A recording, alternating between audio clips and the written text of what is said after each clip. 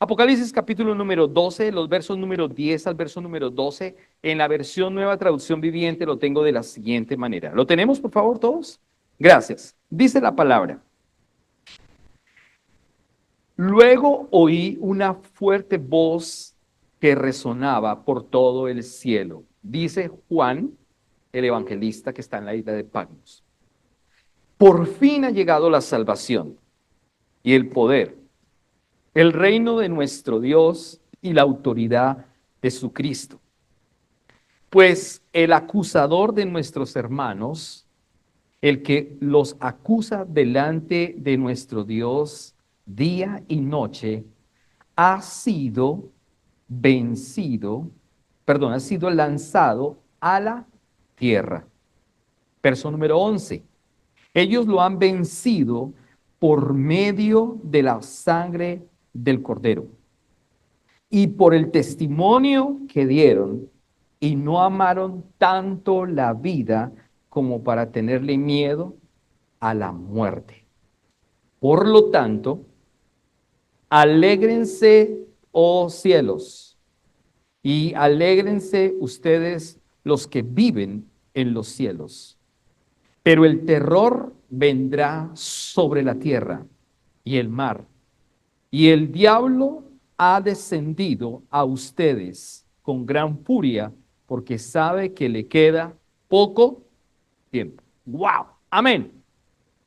Mi amado hermano, el texto es bien claro para el momento de la iglesia perseguida, para la iglesia durante toda esta viaje de estos siglos, y también el texto va dirigido a el futuro. Quiere decir la escatología. La palabra escatos viene del griego que significa últimos tiempos. Y estamos viviendo los últimos tiempos. Por eso puede que venga una gran persecución sobre la iglesia en este tiempo y usted por eso está escuchando este mensaje de la iglesia primitiva que aguantó tanto. ¿Quién sabe qué va a pasar en los próximos lustros? Ahora, esto no es una mala noticia, por el contrario, es una buena noticia. Antes de que venga la gran persecución, puede que la iglesia pase algo de la persecución, como puede que la verdadera iglesia sea raptada por completo. De eso se trata. Hay tres escuelas, la escuela pre, la escuela media y la escuela post. Yo creo, cada uno tiene una posición, yo creo que la iglesia será levantada en la pre, pero puede haber post, no creo que, perdón, puede haber media, pero no creo que haya post.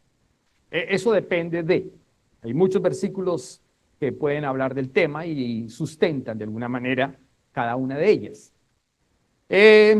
Sin embargo, estamos viviendo los últimos tiempos. La inteligencia artificial, hoy día hablaremos sobre inteligencia artificial desde el aspecto bíblico, pero la inteligencia artificial está siendo muy fuerte en este último tiempo y eso tiene que ver bastante con la plataforma del anticristo. El anticristo, ese movimiento ya está hace mucho tiempo, obviamente, pero el anticristo va a hacer su aparición muy pronto.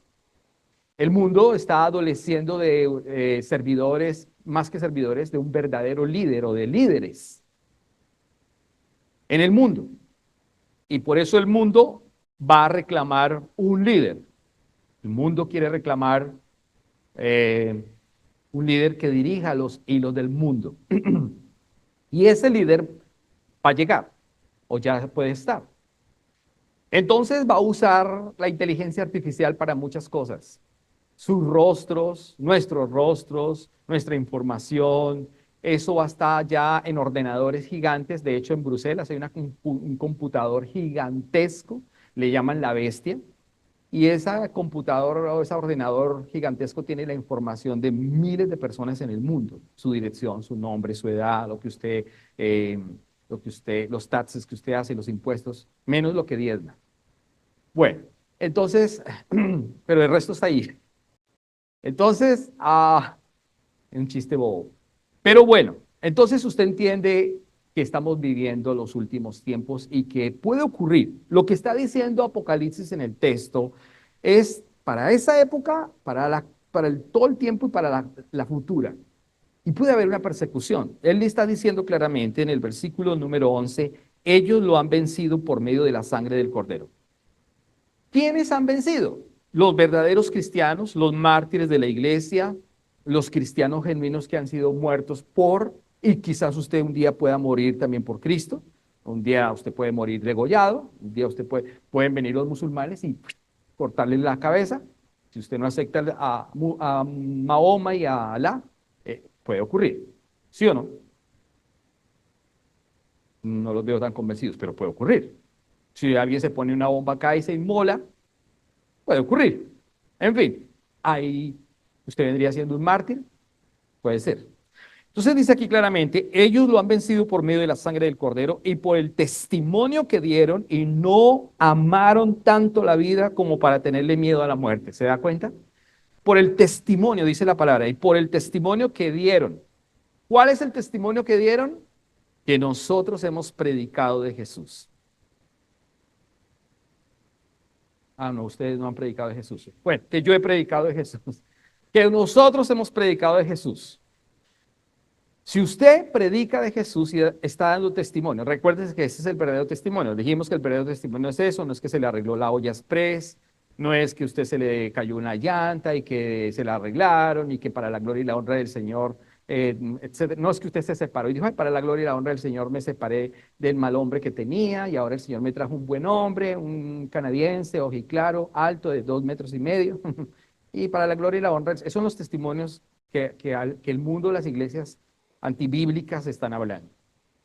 Pero el testimonio de lo que está hablando aquí es que nosotros estamos predicando al mundo de Jesús, del perdón, del arrepentimiento, de la salvación, de la palabra de vida, de que Él es el Verbo, el único Dios soberano y que por medio de Él tenemos salvación y vida eterna y que no hay otra puerta para la cual puede entrar el mundo para que puedan ser salvos. No hay otra manera. No hay filosofía, no hay pensamiento humanista, antropocentrista, no hay formas bonitas, no hay conducta linda para salvación. Es solamente por medio del Cristo. Entonces está diciendo la palabra que ellos lo han vencido. ¿Quiénes lo vencieron? Los mártires de la iglesia. ¿Quiénes lo vencieron? Los que fueron perseguidos. ¿Quiénes lo estamos venciendo? Nosotros también hemos vencido a Satanás. Gracias. Por medio de la sangre del Cordero. Y nosotros lo hemos vencido porque permanecemos en Él y lo hemos vencido porque si de pronto un día usted va a ser también un mártir, recuerde que la palabra mártir es testigo, martureo es un testigo, entonces usted da testimonio de Jesús. Y puede que a usted le pase algo, entonces usted está siendo un permanente testigo de Cristo. Y dice que entonces no le tiene miedo a la muerte. ¿Aquí alguien le tiene miedo a la muerte? Sea sincero, sea sincero, sea sincero. Diego, gracias. Diego dice que sí le tiene miedo a la muerte. ¿Alguien más? Emanuel. Uy, hay hartos, Señor. Bueno, amén. Pero me encanta que sean sinceros. La muerte es un proceso más. De hecho, la muerte es realmente el grado. El grado. Cuando usted se muere, se gradúa. ¿A cuánto les gusta ir a la universidad y graduarse? Cuando usted recibe el título, gracias, cuando usted recibe el título, entonces ese día usted se gradúa y dice, ahora soy abogado, ahora soy ingeniero, etcétera, y tengo mi título y tengo mi licencia para poder ejercer la carrera. Es lo mismo, cuando usted se muere en Cristo, ese día usted ¿qué? Salta la sonrisa y dice, me gradué. ¿No? Bueno, entonces usted dice, me gradué, pasé, porque ese día usted va a haber ángeles que lo van a llevar al paraíso y va a encontrar un lugar hermoso. Eso creo, ¿no? ¿Cuánto lo creen? Exacto. Entonces, ¿y si a usted lo mataron por Cristo? Pues más gozo todavía. Entonces, la Biblia está diciendo aquí, y no amaron tanto la vida. ¿Se da cuenta? Hay gente que aquí ama la vida. Hay gente que ama la vida. Yo amo la vida, claro. ¿Quién dice que no? Pero a veces amamos tanto la vida que no anhelamos a Dios. Entonces tenemos que amar la vida, claro, pero despegarnos de esta vida, de esto que tenemos, ¿sí? De este físico, de las cosas que tenemos. Usted está pegado a su carro, a su camioneta, usted la limpia todos los días, usted se esmera. Yo conozco una persona que se esmera todos los días por ese carro. Se esmera. y paga para que le arreglen por debajo, le pongan el aceite en el invierno y no se le vaya a pudrir, pero él sí está podrido. ¿Entiende usted? Porque es eso, porque está amando la vida física, pero no está anhelando la vida espiritual. Es triste. Cuando esa persona se muera, se gradúa y pues no va a pasar. Lo que dice el texto es, y ellos lo han vencido, la iglesia, los mártires, por medio de la sangre del cordero, por el testimonio que dieron. Ay, qué hermoso. El testimonio que dieron, la predicación que dieron.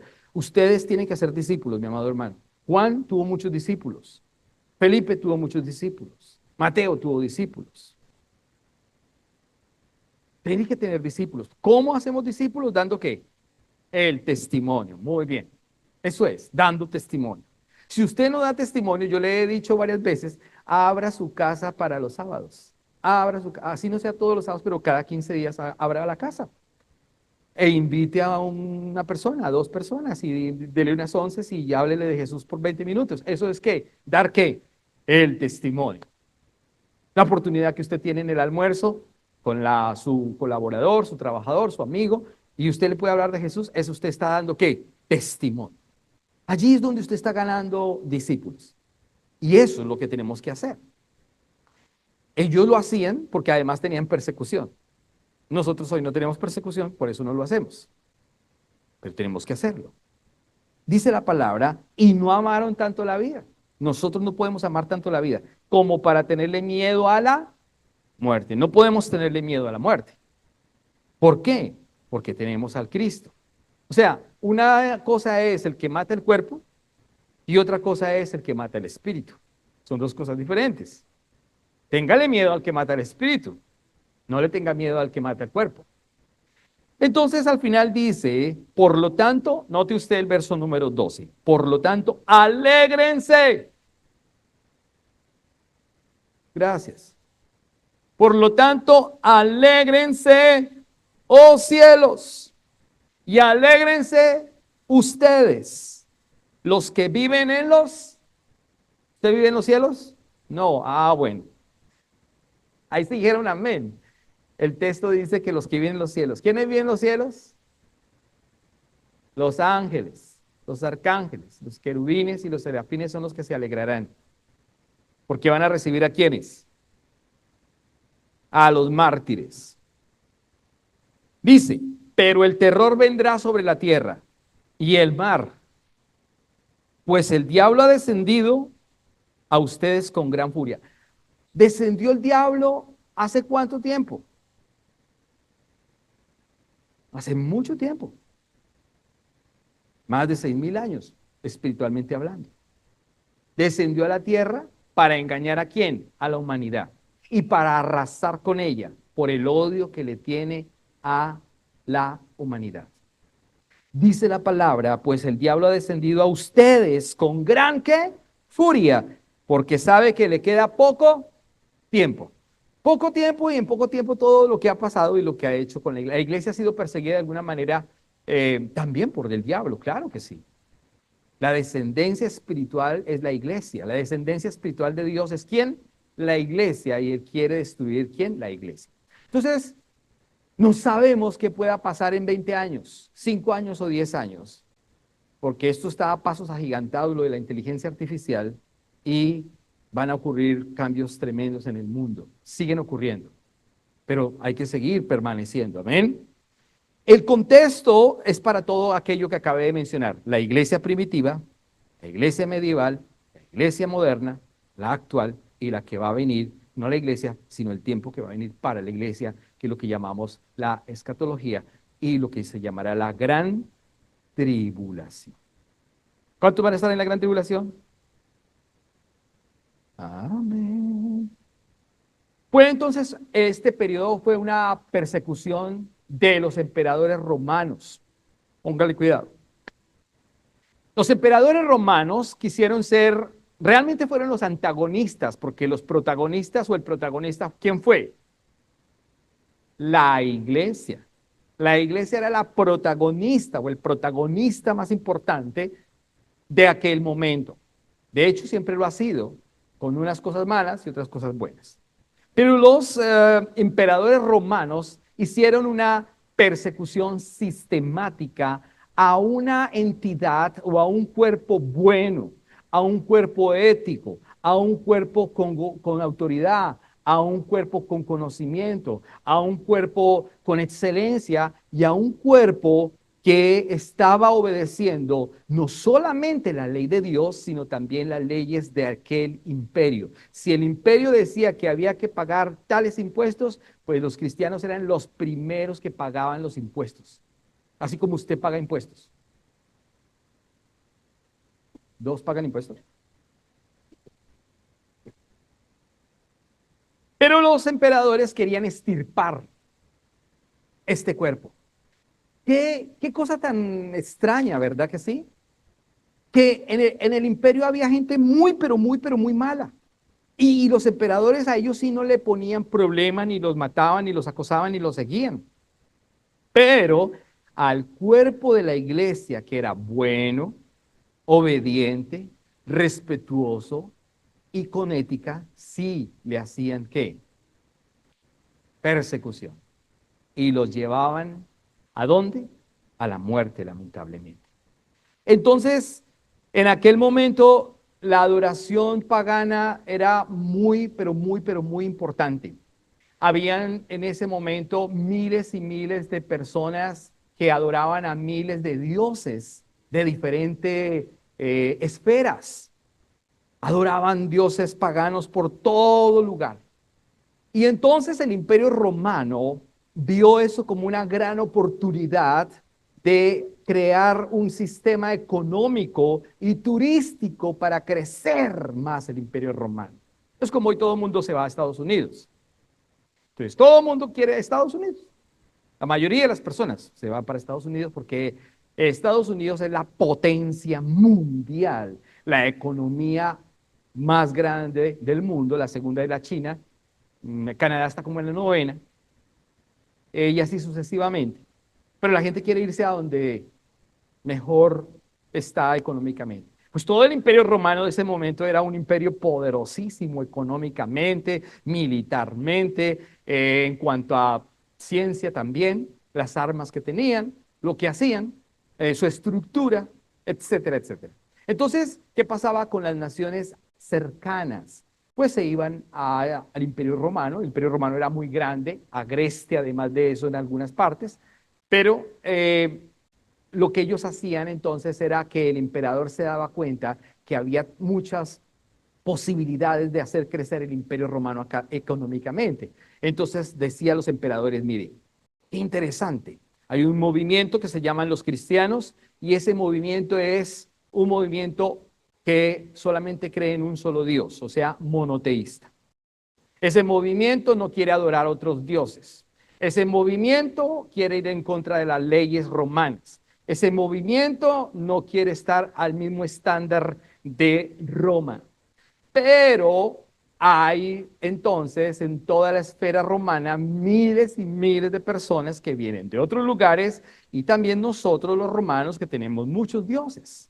Entonces tenemos que aprovechar esto, este paganismo, o tenemos que aprovechar esa adoración a muchos dioses y crear un gran movimiento económico. Y lo que hacen entonces los emperadores, que son de alguna manera muy inteligentes, es que ellos crean varios templos en muchas ciudades o en muchas provincias, pequeñas y grandes, y colocan los templos de los diferentes dioses. Se da cuenta la lucha de la iglesia cristiana y toda la influencia del imperio en varios aspectos, y ese era un aspecto que pesaba mucho sobre los cristianos, porque mientras que los cristianos iban a adorar a un solo Dios llamado Jesús, los demás lo criticaban a este cuerpo cristiano diciendo, pero ustedes ¿quiénes son? ¿Quién es ese tal Jesús? ¿Dónde está? Ni siquiera tienen una esfinge de él. ¿Cómo es? ¿Qué hizo?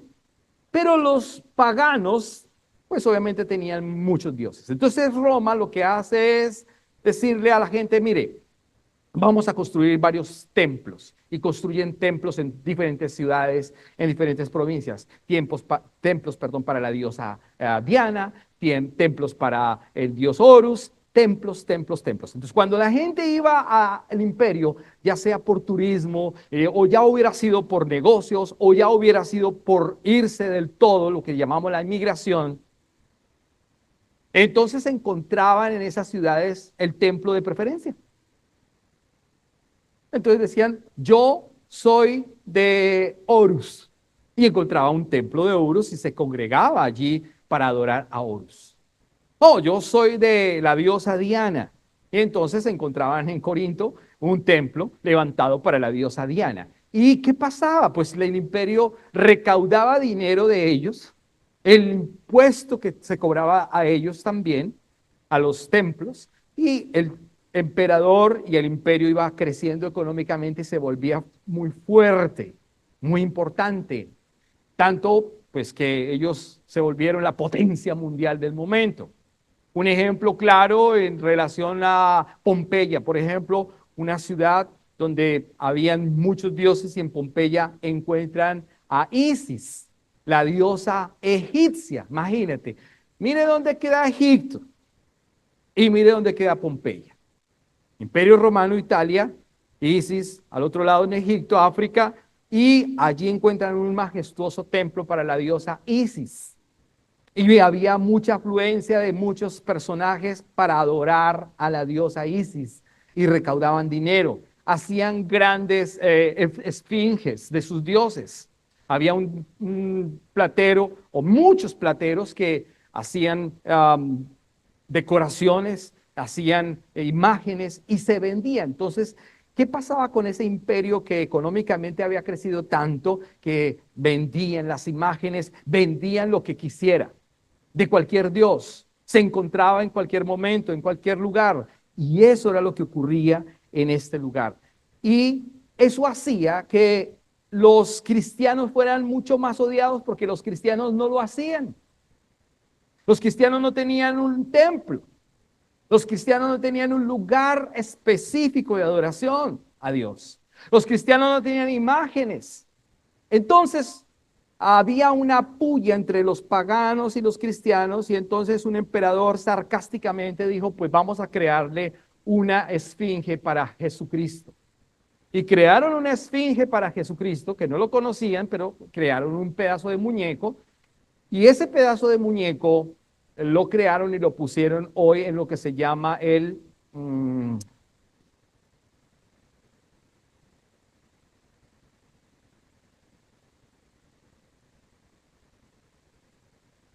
Panteón. El Panteón. En el Panteón en Italia, en Roma, para ser más específico, es un templo que hasta el día de hoy está de pie. Mi esposa y yo entramos a ese templo, tiene un orificio gigante en todo el centro y alrededor es como una cúpula gigante y alrededor encuentra usted diferentes esfinges, imágenes de todos los dioses paganos y romanos de la época. Entre esos estaría ahí, no lo vimos o no lo sé, había la imagen del Jesucristo que había mandado hacer este emperador sarcásticamente, para que los cristianos también lo adoraran. Y para que fuera algo similar. Entonces, los cristianos obviamente, pues les dijeron, ahí está su Dios, adórenlo. Los cristianos se quedaron mirándolo y no hicieron nada, no dijeron nada. Dijeron, pero ustedes son absurdos. Dicen adorar a Cristo, aquí se lo estamos colocando, pues adórenlo.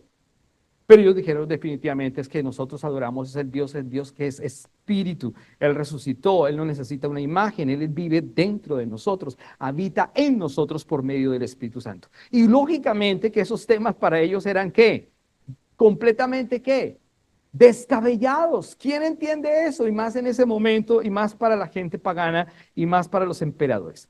Eso era una situación muy complicada y muy adversa. Otro punto relevante era que en el Imperio Romano, el emperador de turno era el Dios que se debía adorar, era el Dios en persona, era el Dios vivo, entre comillas. Entonces ese emperador tenía que ser adorado. Y entonces en ese momento en la ciudad, en toda la ciudad, habían esfinges o imágenes del emperador de turno y todos los ciudadanos del Imperio Romano tenían que inclinarse ante la imagen y adorar la imagen y colocarles ofrendas florales a esa imagen del emperador de turno. Era adorado como un dios. Y los cristianos, pues obviamente, ¿qué? Pues no lo hacían. Entonces los cristianos eran ¿qué? Juzgados. Pero note usted, emperador, que los cristianos no adoran tu esfinge, que los cristianos no adoran tu nombre, que los cristianos no se someten a su autoridad, etcétera, etcétera. Entonces eran ¿qué? Apabullados. El bullying no es de ahora, es de siempre. El bullying fue también en aquella época y los cristianos estaban siendo obviamente todo el tiempo amenazados y presionados por todas esas cosas. Entonces era una situación muy complicada y los emperadores tenían que tomar ¿qué? Decisiones. ¿Qué vamos a hacer con este grupo? Era un grupo rebelde, de alguna manera, ¿no? Como nosotros en la iglesia, esta iglesia es una iglesia sui generis. Esta iglesia es una iglesia sui generis y esta iglesia es una iglesia emergente de la iglesia cristiana evangélica. Somos la iglesia cristiana evangélica emergente porque hemos salido de allí, sui generis porque es diferente en el sentido de que predicamos el evangelio y hablamos de la palabra, no hablamos de profecías, no hablamos de actos proféticos, no hablamos de dinero, no hablamos de negocios, de empresariales, no hablamos de esas cosas extrañas que se hablan en las iglesias hoy en día. Entonces, por eso estos son como raros, ¿no? No le besamos el anillo al pastor, no le besamos los zapatos al pastor, no adulamos al pastor, no tenemos cobertura de un apóstol de la iglesia de London, Ontario, no tenemos cobertura de ninguna congregación que bautista o evangélica aquí de Canadá. No, tiene su cobertura el Señor, tiene su cobertura el Espíritu Santo. Ahora, con eso no quiere decir que seamos ruedas sueltas. Somos una rueda de la iglesia evangélica, pero tenemos que ser enfáticos con la palabra del Señor. ¿Entiende usted lo que le estoy tratando de decir? Algo similar. Y la iglesia estaba pasando por esta situación y estaba sufriendo, pues, muchísima bullying de alguna manera y muchísimas situaciones complicadas. Bueno, como los cristianos no tenían un lugar donde reunirse, ¿qué hacían ellos? ¿A dónde acudían para reunirse? Se iban uno a las casas, pero en muchas ocasiones también ellos se iban a las catacumbas o lo que se llaman las cuevas. O sea que la reunión de los cristianos de aquel momento eran underground, ahí debajo, igual que nosotros, en un gym, escondidos, allí al norte de la ciudad, a las afueras, que nadie nos vea. No, sí nos ven, obviamente, pero ni aviso tenemos.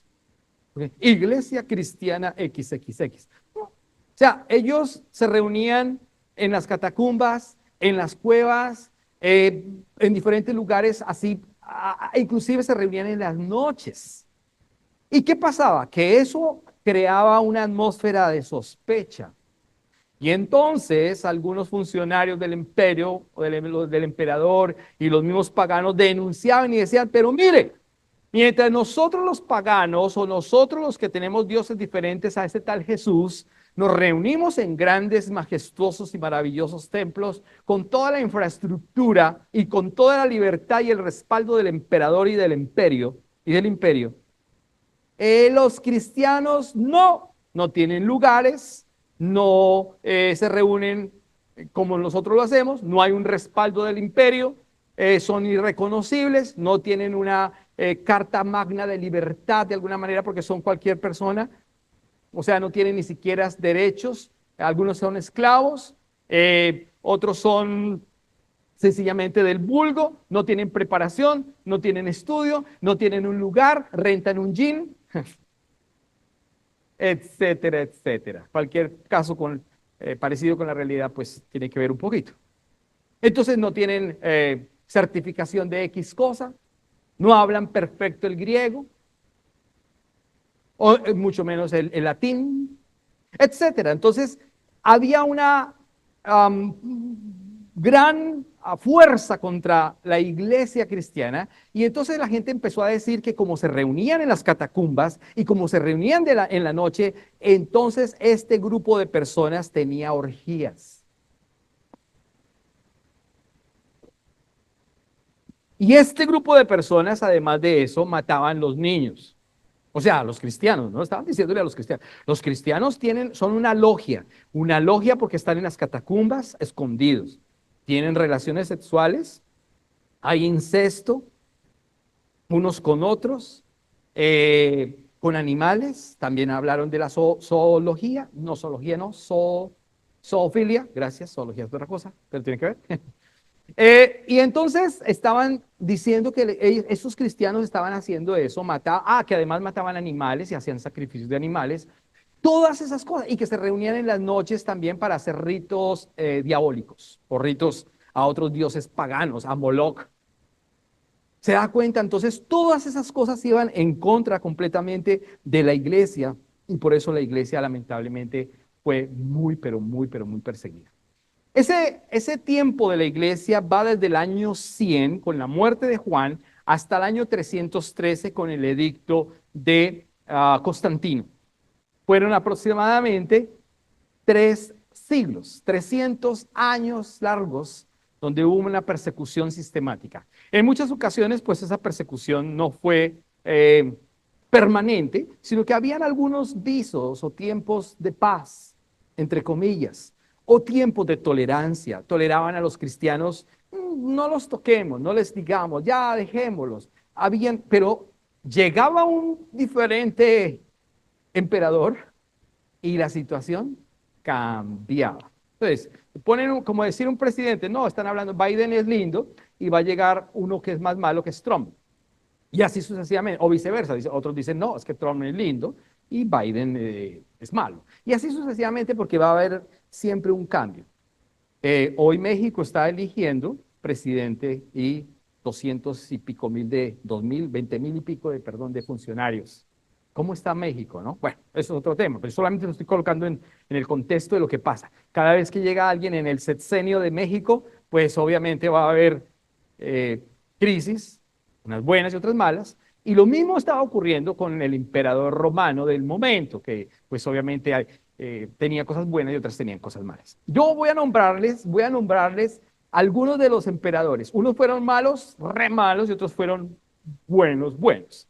Dice, algunos de ellos, pues entre el año 70, 80, saliendo para entrar al año 100, está Nerón. Nerón fue un muy mal emperador, perseguidor de la iglesia cristiana, acérrimo. Nerón, impresionante. Vespasiano, dije que era el padre de Tito.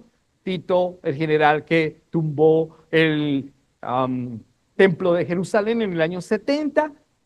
Luego Tito también ascendió a ser emperador, otro emperador, Tito el hijo ascendió también. Otro es Domiciano. Domiciano fue otro de los emperadores tremendos. Yo no le puedo hablar de los años, pero estamos hablando entre el año 70 hasta el año 313. El rango donde todos estos emperadores estuvieron y muchos de ellos fueron muy malos. Otro emperador fue Nerva. Nerva, un emperador también malo. Trajano, pues ni se diga, otro, Trajano. Antonio Pío.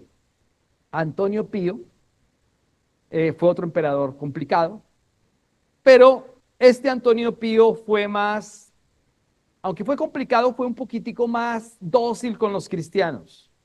Realmente de todos esos emperadores, 5 emperadores fueron los más dóciles o los que llamaron los buenos emperadores. Imagínense, fueron dóciles, pero hubo persecución. No tan grande como, como los otros. Marco Aurelio. Yo les hablaba de Marco Aurelio, así se llama mi hermano, Marco Aurelio. Marco Aurelio era un emperador con mucha preparación. Marco Aurelio era de la Academia Filosófica. Um, Marco Aurelio era muy preparado, tenía una ética impresionante, había hecho grandes documentos con relación al derecho romano. De hecho, derecho romano hay acá, derecho romano, hasta nuestros días, derecho romano hay en Colombia, derecho romano constitucional, imagínense, Hasta ahí, un tipo inteligente, ¿no? Que ha dejado un legado. ¿Usted ha leído algo de las obras de Marco Aurelio? ¿Cuánto les gusta leer? Bueno, entonces YouTube. ¿Quiénes quieren ser influencers? Ay, no me diga. Bueno, muy bien. Marco Aurelio, un personaje impresionante, con una ética impresionante. ¿Qué era lo malo de Marco Aurelio? Que Marco Aurelio odiaba acérrimamente a los cristianos y los persiguió de una manera tremenda durante esa época, lamentablemente.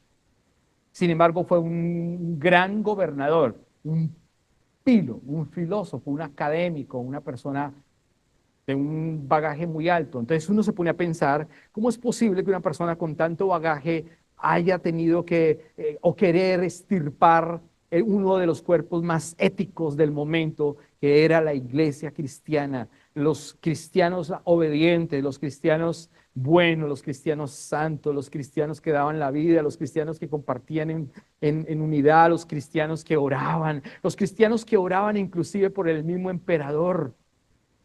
¡Ah! Es algo contradictorio, pero ocurrió. Increíble. Cómodo era otro, cómodo. No, no cómodo de estar cómodo, sino el nombre de él era así, cómodo. Fue otro emperador. Septimio Severo. Este sí que hizo honor a su nombre. Septimio Severo. Fue uno de los más severos perseguidores de la iglesia cristiana. Septimio Severo. Caracalla. Caracalla fue otro emperador tremendo, un emperador perseguidor acérrimo a la iglesia. Máximo fue otro emperador. Decio, otro emperador. Tácito, otro emperador. Dioclesano, uno de los más duros y complicados. Qué nombres tan lindos, ¿no? Imagine que usted le pudiera poner a su hijo Tacio, ven para acá. Dioclesano, o que le digas Septimio Severo. Bueno, llegó Dioclesano. Bueno, yo estoy colocando los más importantes porque hubo unos más con periodos más cortos, de un año o de 2 años, pero no los vi tan importantes. Estos creo que son los más importantes. Está último Galerio, penúltimo, perdón, Galerio, y el último es Constantino. Constantino es el emperador que supuestamente se convirtió al cristianismo, y este emperador es el que saca un edicto. Realmente ese edicto lo está redactando en el 311 y en el 313, cuando él ya es emperador, saca el edicto de tolerancia, donde ya realmente dice la iglesia es la iglesia verdadera, la iglesia es la iglesia del Imperio Romano, y ahí es la que se va a transformar en la iglesia imperial, que tiene cosas buenas, pero tiene muchas cosas malas.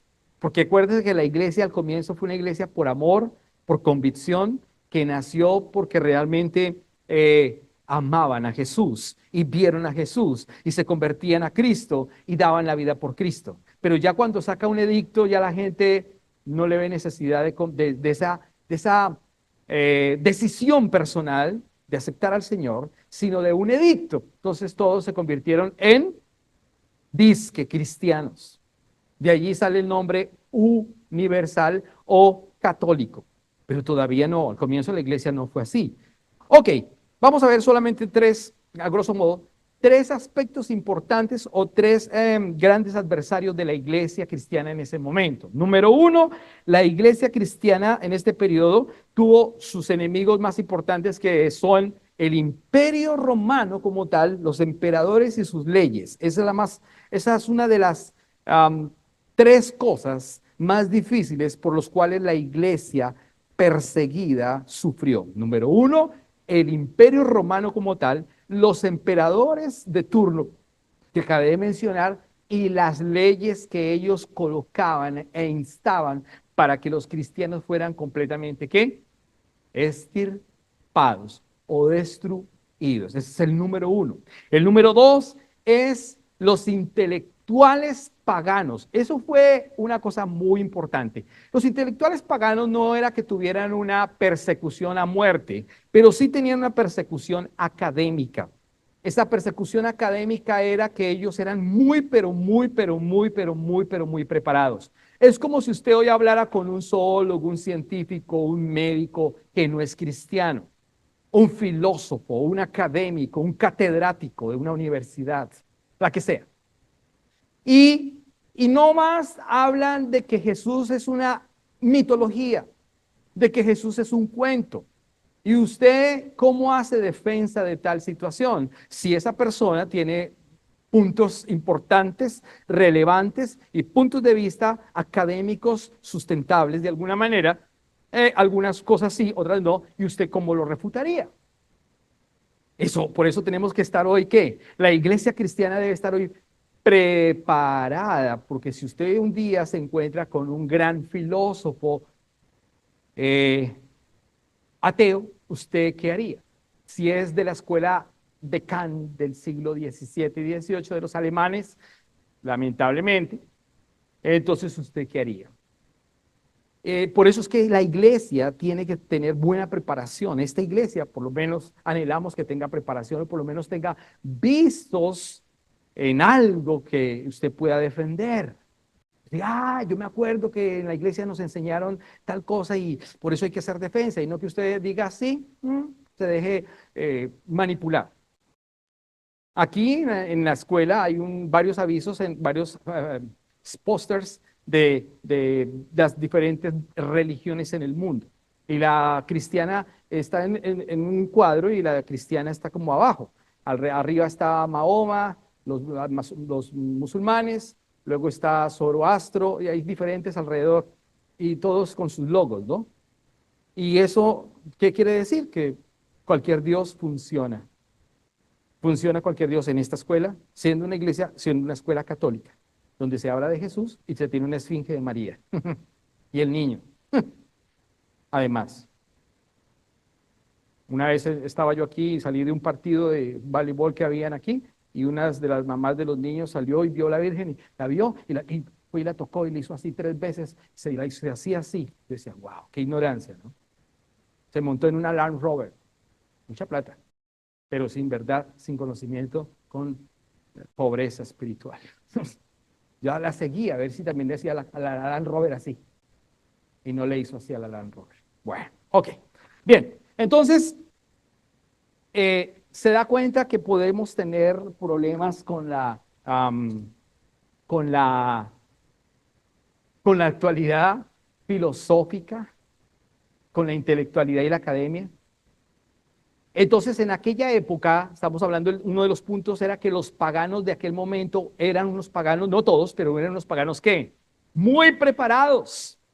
Era gente que estudiaba, iban a la librería, a la biblioteca de Alejandría, como usted que va a todas las bibliotecas y estudia y lee, como usted que se la pasa leyendo todo el tiempo, usted no usa Facebook, ni YouTube, ni Instagram, ni se toma fotos, como usted sea así, ¿verdad? Bueno, como usted que lee mucha Biblia. Ellos eran preparados. Esa gente era preparadísima, conocía mucho. Eran filósofos impresionantes. Era gente muy preparada. Usaban la filosofía platónica y usaban la filosofía estoica, los estoicos. Era gente muy preparada, con mucho conocimiento. Y otro punto importante eran que eran maestros de la retórica. Usaban la retórica de una manera impresionante. O sea, usaban unos términos, usaban unos tiempos, usaban unos argumentos claros. Eran estoicos, eran maestros de la retórica, maestros de la filosofía platónica, maestros. Era una cosa impresionante. Se reunían en unos lugares fastuosos, eran los intelectuales del momento y hablaban con una certeza, con un conocimiento, con una gloria, con un poder. Entonces, en comparación a los cristianos, imagínense, los cristianos, ¿quiénes eran en este momento? Los del vulgo. Los cristianos están allá metidos en las catacumbas. Los cristianos no tienen preparación. ¿Quiénes son esos cristianos? ¿De qué hablan? Entonces, ese fue un punto muy importante y ellos estaban atacando realmente el, el tema más importante que era ¿quién? Jesús el Cristo. ¿Cuál era el punto importante o relevante para ellos? Ellos decían, nosotros, los estoicos, nosotros los académicos, nosotros los filósofos, hemos hablado y estamos hablando de nuestros antepasados que han sido gente preparada, gente con conocimiento y que además nos dejaron grandes legados, legados de cultura, legados de conocimiento de la literatura, legados de conocimiento filosófico, legados. Y entonces hacían una comparación y decían, y ustedes los cristianos y su tal Cristo, ¿qué legado dejaron? ¿Qué legado tiene Jesús si Jesús nunca fue a ninguna universidad? Muéstreme de que Jesús fue a una de las mejores universidades de Jerusalén o del Imperio Romano. O muéstreme un texto literario de que ese tal Jesús dejó. Muéstreme un texto literario que me haya dejado o que nos haya dejado este tal Jesús. Muéstreme ese texto literario. ¿Dónde está la evidencia de ese texto literario? Mientras que ellos decían, en cambio nosotros tenemos los textos de Platón.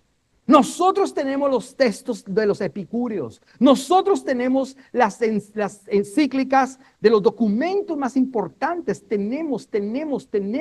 Y lo tenían. Tenían un bagaje grande. Claro, en comparación al cristiano, los cristianos, ¿qué podían hacer si ellos decían que Jesús no fue a ninguna universidad? Y de hecho no fue a ninguna universidad. Pero por eso era tan importante darse el movimiento apologeta. Porque si no había un movimiento apologeta, entonces ¿cómo podíamos refutar o cómo se pudo refutar a aquellos grandes filósofos, aquellos epicúreos, aquellos platonistas, aquellos que tenían una evidencia, que conocían, que eran gente preparadísima? ¿Cómo podemos enfrentar tal situación? Y vuelvo y lo pongo en el contexto de hoy. ¿Cómo usted puede enfrentarse a un filósofo, a un zoólogo y a un biólogo ateo? ¿Y usted cómo le va a hablar de Cristo? No, pues esto dice la Biblia. No, pues sí, pero ¿y cómo? Y el otro le dice, yo tengo evidencia arqueológica, yo tengo esto, y lo tiene. ¿Y usted qué va a decir? No, en mi iglesia hacemos guerra espiritual y hay que decirle que el pastor, que hay que creer en el pastor porque es lindo. Eso no tiene sentido. Pero eso es lo que hay cristianos que defienden así. Y hay cristianos hasta que se agarran con las personas y le pegan, o se agarran, o escupen, entonces ese mal testimonio. Es que yo creo por fe, yo tengo fe, y la fe mía es ciega. No puede haber una fe ciega, tiene que ser una fe inteligente, basada en argumentos reales. Y si usted como cristiano no está preparado hoy, pues entonces nos van a meter, perdón, vulgarmente hablando, los dedos a la boca, y entonces usted, o el evangelio queda mal parado, usted queda mal parado, la iglesia queda mal parada, y la gente de la academia nunca se va a querer congregar. Porque aquí se le predica siempre, prediquémosle al vigilante, al celador, al que no tiene estudio, no, prediquémosle a todo el mundo. Claro, también al que no tiene estudio, todos tenemos el mismo valor, pero también al académico. Porque usted no le predica a su jefe, al gerente, al de la compañía, al que sabe mucho. ¿Por qué? Porque a veces esos argumentos que ellos tienen de filosofía y de conocimiento, al psicólogo, al doctor, al PhD, al máster tenemos el máster en ciencia, no sé qué cosa, y a ese no le podemos predicar. ¿Por qué no le podemos predicar? Porque si usted le va a predicar es con lenguas angelicales, traca, y le va a decir cosas raras y él no va a entender.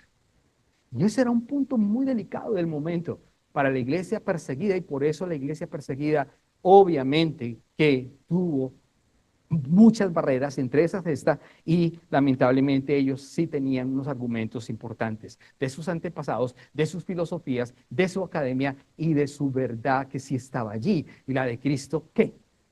Aunque la de Cristo es superior, ¿entiende usted? Aunque la de Cristo es verdadera, aunque la de Cristo es testimonial, aunque la de Cristo fue mucho mejor que la filosofía, no era meramente un pensamiento, era el poder, y por eso se necesitó ¿qué? El Espíritu Santo. Por eso la Biblia en Carta de los Hechos que hemos leído dice, pero recibiréis poder para que usted y yo seamos testigos, que no puede ser de gritos, sino de argumentos en la palabra y ayudados por el Espíritu Santo que nos da las palabras para poder explicarle al doctor más doctor lindo, lindo, con 20 títulos y con un postdoctor. Y que si ese algún día el Espíritu Santo le constriñe el corazón, se convertirá a Cristo, como Pablo lo fue, un hombre tremendo, para luego él predicarle a los gentiles. Mire que Dios no escogió a Pedro del vulgo, lo eligió para la iglesia en hebreo, en Israel, a los hebreos.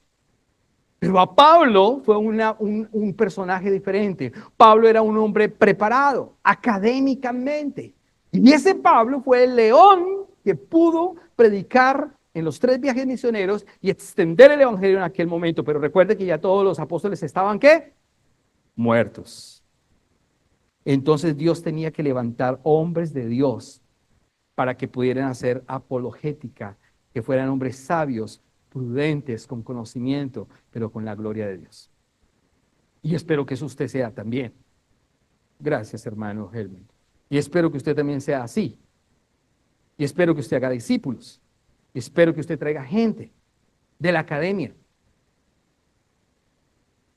Pero si usted la pasa viendo YouTube y Facebook, nunca va a entender, ni nunca va a poder tener argumentos para poder decirle a esa gente lo que nosotros tenemos, que es superior a cualquier filosofía, pensamiento antropocentrista, humanista, cultural, religioso, XXXX. Amén. Y por último, pues estaba la plebe pagana. Lo primero fue los emperadores, lo segundo, pues los paganos filósofos tremendos, y lo tercero fue la plebe pagana. Y la plebe pagana era que, ya lo habíamos dicho, ellos estaban siendo atacados. La plebe pagana atacaba al cristianismo diciendo, mire, esos cristianos son lascivos, esos cristianos son, muchos son homosexuales, muchos tienen ¿cómo se llama? Relaciones sexuales allá en las catacumbas, matan niños, hacen cosas extrañas, etcétera, etcétera, etcétera. Entonces, eran las 3 cosas difíciles en ese momento de la iglesia y cómo la iglesia se iba entonces a qué?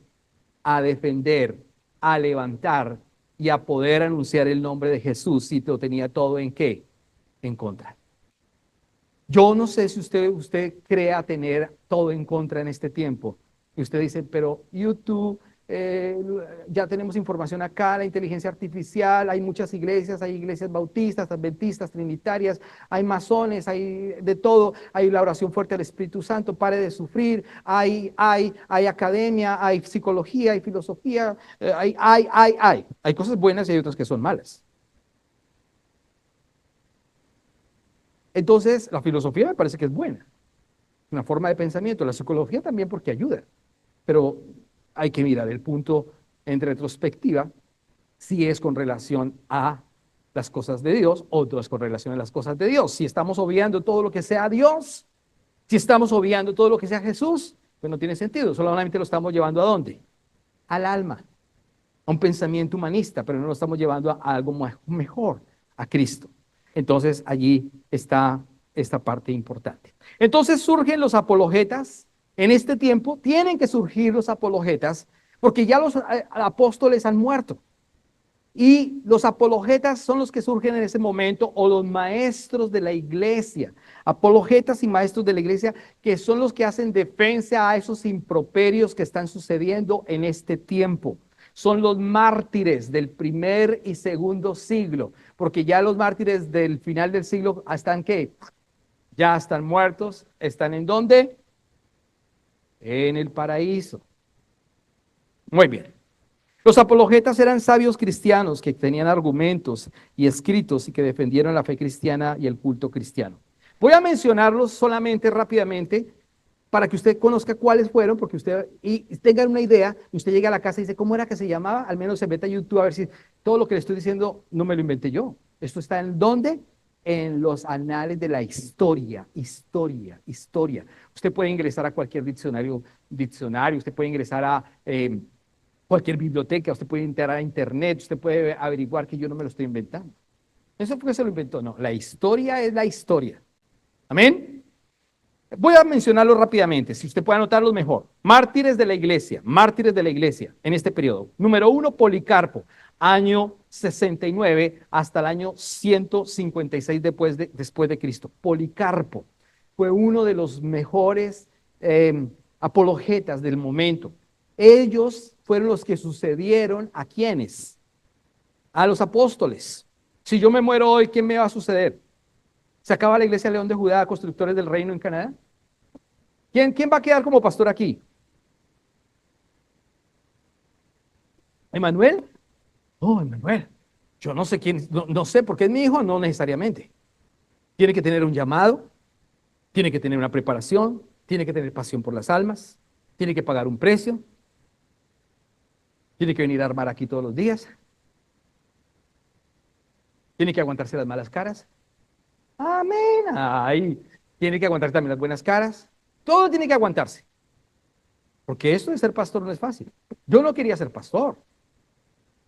No, pero el Señor cambia los planes. Y pues, hombre, hay que hacerlo y estoy feliz además de hacerlo. Bueno, ok, Policarpo. Policarpo fue discípulo de Juan el evangelista, la uva pasa que murió exiliado. Policarpo fue discípulo de Juan y fue obispo de Esmirna, la iglesia de Esmirna. ¿Se acuerdan de la iglesia de Esmirna? ¿Sí se acuerdan de la iglesia de Esmirna? Muy bien, él fue el obispo. ¿Qué significa la palabra obispo? Supervisor. Él era un supervisor. Amén. Policarpo. Dice que este Policarpo fue llevado ante el gobernador de turno y le ofrecieron la libertad porque lo apresaron. Le dijeron, mire, lo vamos a dejar libre siempre y cuando usted maldiga el nombre de su tal Jesús. Si usted maldice el nombre de su Cristo, de su Dios, del que usted promulga, del que usted predica, entonces lo vamos a dejar libre. ¿Sabe qué respondió este Policarpo? Dijo claramente, 86 años he servido a Cristo. ¡Wow! Ya era un viejito. Él se convirtió cuando era un niño. Hay gente aquí que dice, no, yo primero voy a disfrutar, quiero hacer, cuando yo tenga 40 años, allá haga mi carrera, me case, tenga 4 hijos, haya rumbeado, haya fornicado, haya adulterado, me voy a convertir a Cristo. Como la canción de Dani Berríos, ¿no? Mañana, no se sabe si mañana va a existir. Pero hay gente que es así. Hoy usted joven que me escucha, adolescente que me escucha, los poquitos que hay aquí hoy, qué bueno ser cristiano. Y qué bueno poder adorar al Señor en esta época. Yo me convertí a la edad de 11 años. 11 años. Mis hermanos eran drogadictos y uno de ellos le predicó una novia en una discoteca. Una novia, Cristina. Pero esa novia Cristina Dios la usó en la discoteca para que mi hermano marihuanero dejara de ser marihuanero. Y mi hermano me llevó a los pies de Cristo a esa iglesia y cuando yo fui el primer día yo dije, wow, ¿quién es Jesús? Yo no lo conocía. 11 años tenía yo. Pero a la edad de los 19 años me enamoré de Jesús, de verdad, verdad, verdad. Y entonces di mi vida para que Dios la usara para predicar el Evangelio. No ha sido fácil el camino, pero ha sido maravilloso también en muchas cosas. Es la mejor decisión que he tomado en mi vida. Y Policarpo dice, 86 años he servido a Cristo. Esta es la respuesta de Policarpo después de la propuesta que le hacen. 86 años he servido a Cristo y Él nada me ha hecho malo, sino me ha dado bien. Dice él, ¿cómo pues podría yo maldecirle a Él, mi Señor y mi Salvador? Dijo él, esa fue la respuesta. Dice que después de esta respuesta lo pusieron en la hoguera y lo quemaron vivo en la hoguera. Policarpo. Esa es la iglesia perseguida. Y usted llora porque está lloviendo y no viene a culto. Y usted porque tiene una uña encarnada no viene a culto. Eso es el paralelo que hacemos. No para que usted se ofenda, pero para que sí se sienta mal, se sienta incómodo, porque hay algo que estos testigos nos están enseñando lo que ellos hicieron. Y la iglesia cómo creció y maduró y fue una iglesia poderosa y lamentablemente más adelante decayó por las malas decisiones. Otro importante fue Ignacio de Antioquía. Ignacio de Antioquía fue otro hombre muy importante del momento. Hay muchos, miles, pero no puedo nombrarlos a todos. Ignacio de Antioquía, año 67 hasta el año 110 después de Cristo. Este Ignacio de Antioquía también fue discípulo de Juan el Evangelista. Imagínese usted, Juan el Evangelista era un tipo vea. Por eso le pregunto a usted, ¿cuántos discípulos usted tiene? Era un evangelista. Era un hombre que predicaba, por eso tenemos que hacer discípulos. ¿Usted tiene novia? Hágala, llévela a Cristo. ¿Usted tiene novio? Llévelo a Cristo. No que usted se salga del... Porque es que la novia, Satanás la usa para que usted se salga de la iglesia. O el novio, Dios lo usa para que usted se salga de la congregación y empiece a hablar mal de la iglesia y de Cristo. Y pise la sangre de Cristo, del Cordero, haciendo cosas extrañas allá afuera. Pero si usted realmente es un cristiano, un joven cristiano, entonces háblele de Cristo con el testimonio personal, dijimos 2 veces, y con el testimonio verbal del conocimiento del único Dios verdadero que se llama Jesucristo. Es hermoso. Ignacio de Antioquía también fue discípulo de Juan y fue obispo precisamente de Antioquía. Fue preso por el emperador Trajano y fue enviado a ser devorado por las fieras. Imagínense, el castigo de él fue enviado para ser devorado por las fieras. A lo cual dijo, cuando lo soltaron ante el Coliseo Romano con los leones y las fieras allí, ¿qué fue lo que dijo él? Él no dijo, tengo miedo. Dijo, al contrario, sacó pecho y dijo, vengan, vengan, vengan, jaurías de fieras y leones. Vengan desgarramientos y mutilaciones. Vengan crueles torturas del diablo. Vengan, porque solamente y lo más importante que he hecho en mi vida es alcanzar a Cristo. ¡Wow! Y vinieron los leones y vinieron las fieras y se lo comieron todo. Y usted llora porque se le encarnó una uña. Pobre uña. Número 3, Justino Mártir, otro personaje importante del momento. Justino Mártir, año 100 hasta el año 167 después de Cristo. Este Justino Mártir era un gran filósofo, un pensador. Este era un hombre académico de los más buenos del momento, cristiano. Un filósofo que se convirtió a Cristo y fue el autor de la defensa del Evangelio dirigida al emperador de Roma en ese momento. Y murió en Roma como un mártir decapitado. Y la frase final de Justino Mártir, de este gran hombre de Dios, filósofo intelectual, dijo, no hay raza alguna de hombres en donde no se ofrecen oraciones en el nombre de Cristo. En otras palabras, él estaba diciendo, mire, todo el mundo conoce y conocerá de Cristo y se levantarán oraciones para él, porque no hay otro como él. No hay otra raza. Dice claramente, no hay otra raza alguna de hombres en donde no se ofrezcan oraciones en el nombre de Cristo. O sea que todo el mundo levantará oraciones y todo el mundo conocerá a Cristo. El número 4, Ireneo de León. Ireneo fue del año 130 al año 200. Ireneo fue discípulo, miren usted, fue discípulo de el primero que nombramos, Policarpo. ¿Se da cuenta cómo hombres fieles le predican a otros hombres para que los otros hombres fieles sigan siendo fieles a Cristo y prediquen? Por eso es que hay que hacer ¿qué? Por eso usted tiene que contar con sus manos cuántos discípulos tiene. A ver, cuente con sus manos cuántos discípulos usted está haciendo. Y si no le alcanza las manos, con los dedos de los pies. Y si no le alcanza con los dedos de los pies, en la mente. ¿Cuántos discípulos tiene usted? Yo lo reto, iglesia. Porque es que siempre lo hablamos y usted hace una carita, pero al final como que no hacemos discípulos. Pero yo lo estoy retando con evidencia de gente que sí lo hizo. Y que dio su vida. Amén. Muy bien. Entonces, Justino Mártir, ya lo dijimos, Ireneo de León, era discípulo de Policarpo y también de Papías de Esmirna. Fue obispo de León, precisamente. fue obispo de Lyon. Murió como mártir al final y dijo de la siguiente manera, o su frase final, ¿cuál fue? Dijo, cuando lo estaban matando, recuerdo al santo Policarpo. Mire cómo él se está refiriendo a su qué, a su maestro, al comienzo, pero mire cómo dice.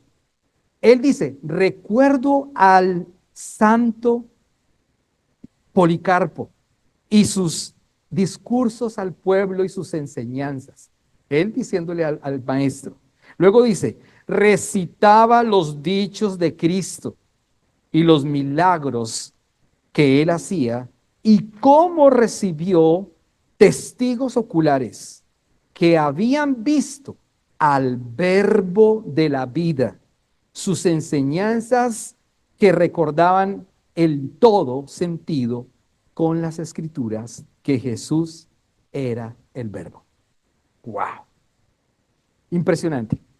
Orígenes, número 5, vamos a 9 y terminamos.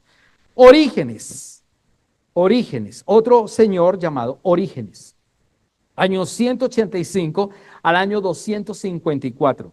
Fue considerado el erudito, note usted, Orígenes fue considerado el erudito más grande de la iglesia primitiva perseguida. Era un gran escritor. Orígenes fue un gran escritor. Y hoy los muchachos quieren ser ¿qué? YouTubers. Hoy los muchachos que quieren ser influencers. Un vago que no hace nada. Un vago que hace una estupidez, la filma, la pone y ya tiene 20,000 reproducciones en 2 minutos. Y uno predica el evangelio y hay 140 reproducciones.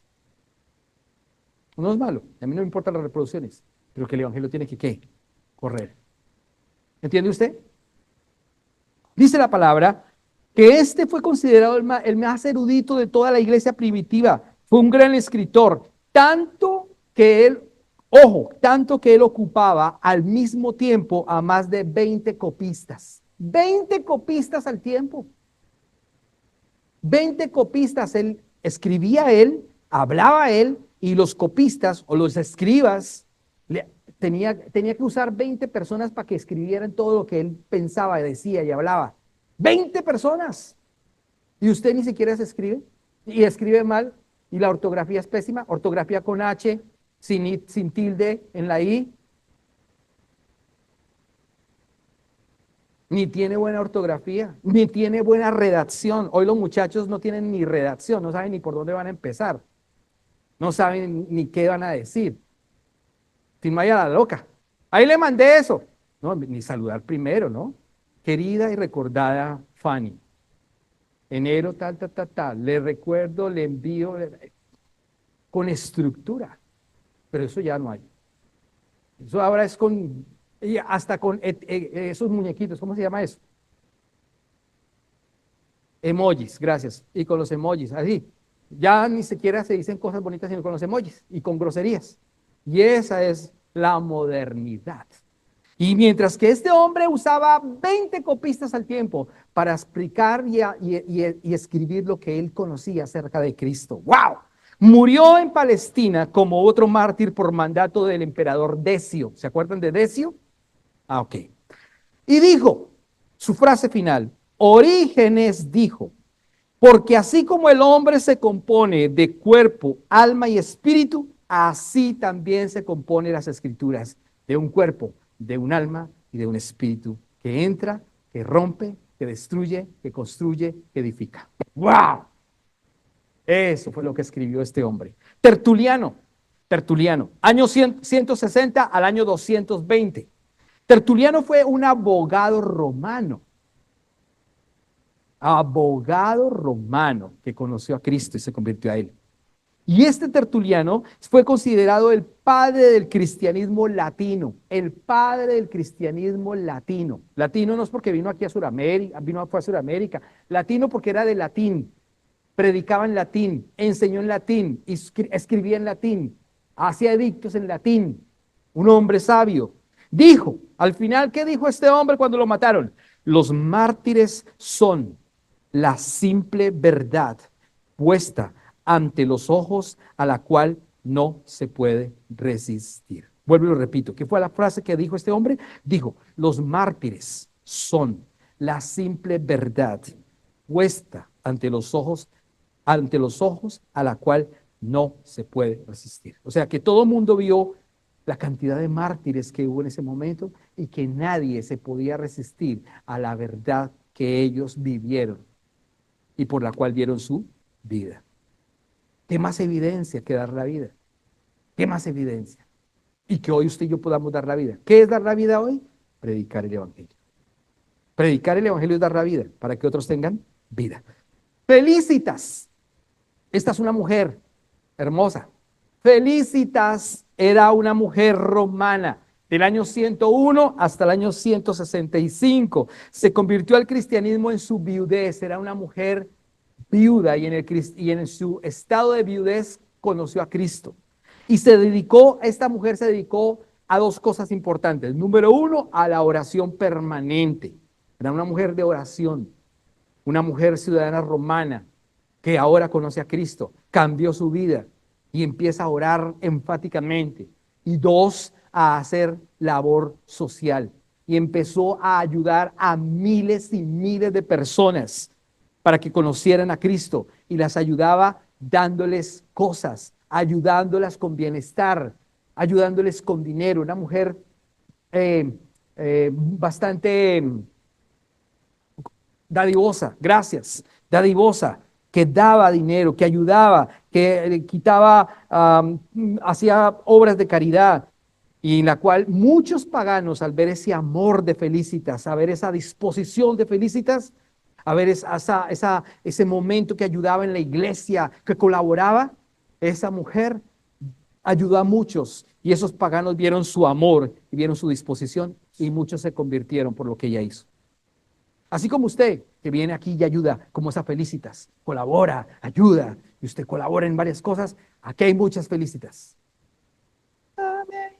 Nancita, Felicitas, Felicitas, mujeres que ayudan, colaboradores del reino de los cielos.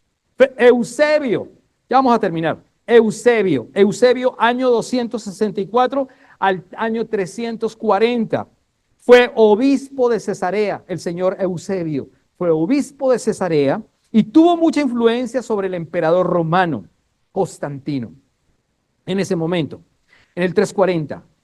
Tuvo influencia y Eusebio escribió la historia de la iglesia desde Cristo hasta el concilio de Nicea. Era un escritor también importante y escribió la historia de la iglesia desde Cristo hasta el concilio de Nicea y tenía mucha influencia con el emperador Constantino. Por lo tanto, este señor Eusebio tuvo bastante influencia y fue un hombre muy usado. Imagínate, llegó a las esferas más altas del momento. Y por último, para terminar, porque pues hay muchos nombres, pero no puedo seguir con tantos. Bueno, vamos a dejar dos. Juan Crisóstomo. Juan Crisóstomo fue del año 345 al año 407, conocido también como la boca de oro debido a su manera de predicar. Wow. Juan Crisóstomo fue conocido o le tenía un apodo como la boca de oro porque este señor predicaba de una manera impresionante. Usaba una retórica impresionante, el conocimiento de la palabra, las predicaciones, las exposiciones eran profundas, eran impresionantes, eran valiosas. Los intelectuales la valoraban y por eso muchos intelectuales se convertían, griegos, helenos, paganos, romanos, porque el conocimiento que tenía era un conocimiento vago, la estructura que usaba era muy importante, no era un dialecto ahí cualquiera. Juan Crisóstomo, por eso se le dijo la boca de oro. Y llegó a ser el patriarca de la iglesia en Constantinopla y predicaba a multitudes y murió en el exilio. Y por último, Jerónimo en el año 340 hasta el año 420. Este último fue considerado como el más erudito de la Imperio Romano. Se educó precisamente en Roma. Vivió en Belén, ojo, y Jerónimo tradujo la Biblia al latín. Esto es importante. Jerónimo tradujo la Biblia al latín, lo que hoy llamamos la Septuaginta o lo que hoy llamamos la Vulgata Latina, y hoy esa Biblia pues es una parte de lo que tenemos y de lo que usted lee hoy en Reina Valera 60, que ha sido extraído también. Reina Valera 60 ha sido una revisión española, pero la Vulgata Latina y la Iglesia de la Dios habla hoy, la Biblia Dios habla hoy, es una traducción de la Biblia Latina o la Vulgata Latina de este señor Jerónimo. ¡Wow! Hasta nuestros días. Mire de dónde viene. Primer siglo y segundo siglo, de alguna manera.